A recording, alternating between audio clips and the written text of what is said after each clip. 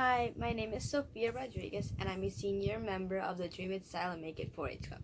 I have been sewing for 7 years now, and this year I decided to make a dress for the Fashion Revue.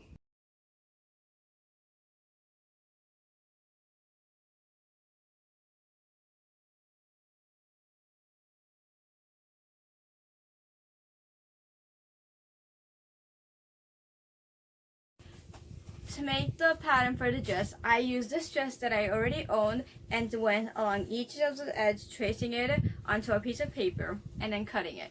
After I had cut it, I would place the pattern onto the fabric and leave a ½ inch room for seam allowance. Then I will cut the fabric and place it onto my dress form, which I had to my measurements. After I made sure it would fit me, I went and sewed straight along each panel. I would sew down the line, straight down, or if they were sewed all the way down, and then go on the inside with the serger to give it a nice clean cut. At the bottom, I also went along with the serger and then did a blind hem. At the top, I had to move the needle all the way to the end, left or right depending if it was the top or the bottom, so I would not break the needle when sewing along the top since there is a bit of metal. I made sure to stay on the black part so that I did not break the needle. And then I moved the needle again for the bottom part since they were the opposite part.